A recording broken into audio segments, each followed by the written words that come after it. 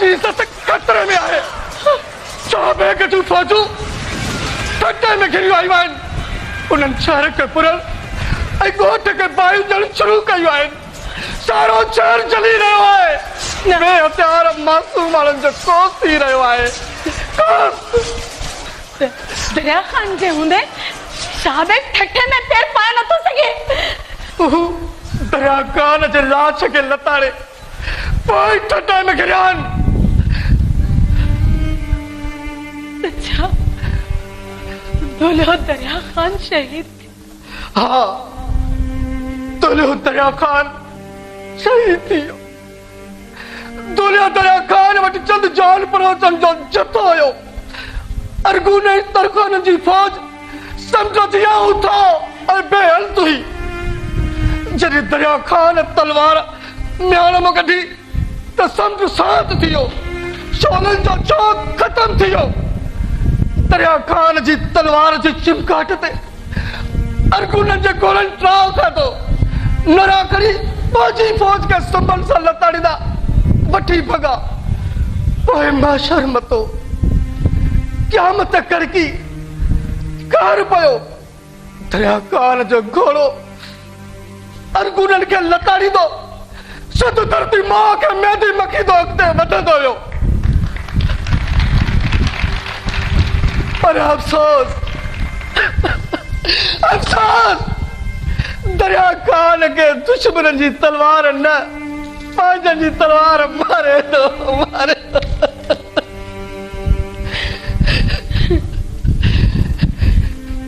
दरिया खान शहीद थियो। सिंध सड़ी रही आहे। ठठो जली रहियो आहे। सिंध जूं वनियूं ऐं वनियूं लुटिजी रहियूं आहिनि। कोई सिंध खे बचाइण वारो न आहे।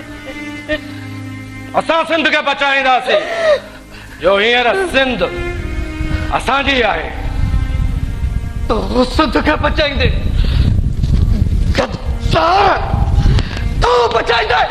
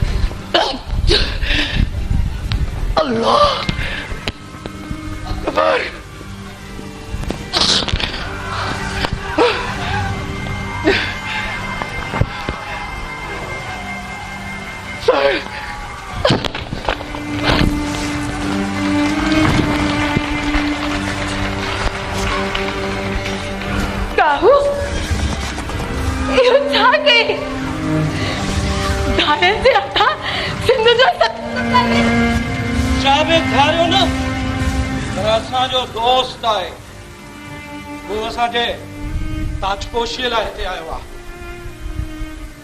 बायूं तारूं ही इंसानी रत असांजे ताजपोशी जा शादमान आहिनि।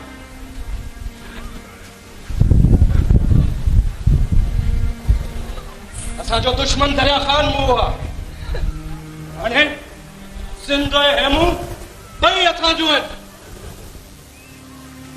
सिंध जे बचड़नि जूं दाहूं ॿुधी सिंध जे पहाड़नि जा पत्थर बि रोई पिया आहिनि। ऐं तूं चवी थो ही तुंहिंजी ताजपोशीअ जा शादमान आहिनि। जॾहिं बि इंसाननि जो कोस थींदो आहे, इंसानी रत वहंदो आहे, तारीख़ जो वरक़ वरंदो आहे, हिननि बाहिनि ऐं दाउनि सां तारीख़ जो वरक़ ईअं ई वरंदो आहे जॾहिं समन जे सुल्तान अमीर सुमरे खे कुई ऐं पंहिंजे समन जे सुल्तानीअ जो पाव विधो त ईअं ई इंसानी रत वियो, ईअं ई इंसानी कोस थियो। हाणे बि तारीख़ जो वरक़ वरी रहियो आहे। इन्हनि बाहिनि दाउनि ऐं इंसानी कोस सां तारीख़ जो हिकिड़ो बाब बंदि थी रहियो आहे ऐं ॿियो बाब खुली रहियो आहे। अॼु सिंध जी सुल्तानी समन खां खसकी दौरनि खे मिली रही आहे। तोखे त ख़ुशि थियणु घुरिजे मुंहिंजी भेण, जश्न मल्हाइणु घुरिजे, जो अॼु तुंहिंजो भाउ काऊ दौर सिंध जो सुल्तान थियण वारो आहे। जॾहिं बि तारीख़ जो वरक़ वरंदो आहे, सिंध रत में वेंचंदी आहे। अॼु वरी तारीख़ जो वरक़ वरी रहियो आहे ऐं वक़्तु पासो वराए रहियो आहे। सिंध जी सुल्तानी समन खां खसिजी असांजी क़ौम दौरनि खे मिली रही आहे। अॼु मुंहिंजो भाउ काहूड़ो सिंध जा सुल्तान थियण। हा मुंहिंजा भाउ, तू सच तो चई। ही रड़ियूं, ही दाऊं, ही बेगुनाहनि जो आहूं तुंहिंजी ताज पोशीअ जा शादमान आहिनि। तू सच तो चई। मां ख़ुशि आहियां मुंहिंजा भाउ, मां ॾाढी ख़ुशि आहियां। असांखे ख़बर हुई असांखे त असांजी भेण असांजे ताजपोशी जो ॿुधी ख़ुशि थींदी।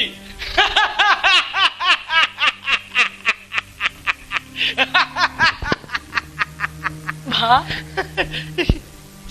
अॼु त मां पंहिंजे हथनि सां तोखे समय सुल्तान जो ताज पाराया।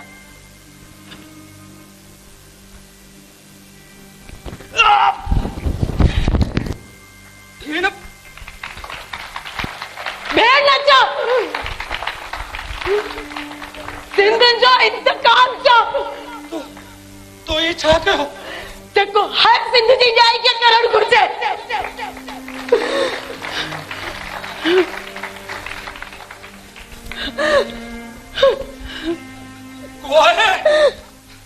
को आहे शादमाना कयो, ख़ुशियूं मल्हायो। असां सिंध जा सुल्तान थियण वारा आहियूं। असां त शराब पहुतो, गुल वसायो, वर्खा कयो, आहे को पानी।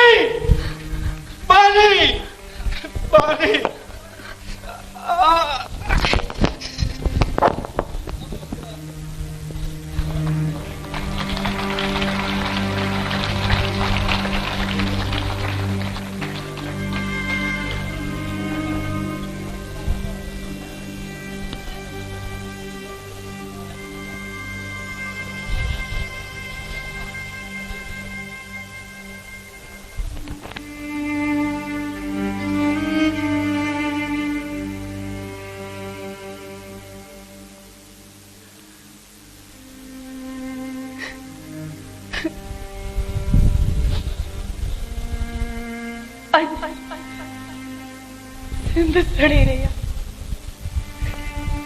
ठठो जली रहियो।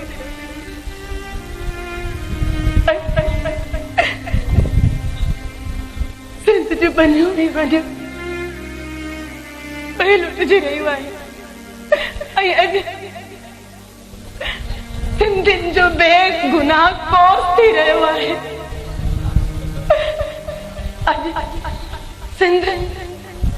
सिंध जे हथ ते ताज ॿई ग़ुलामीअ जे ज़ंजीर में जकड़जी विया आहिनि। दुल्हे दया ख़ान जी इहा तलवार मां हिते अमानत तो रखां थी। वरी को दुल्हो दरिया ख़ान पैदा थींदो ऐं हिन तलवार सां सिंध जी गुलामीअ जा ज़ंजीर तोड़ींदो ऐं सिंध वासियुनि जे बेगुनाह क़ौम जो इंतकाम वठंदो।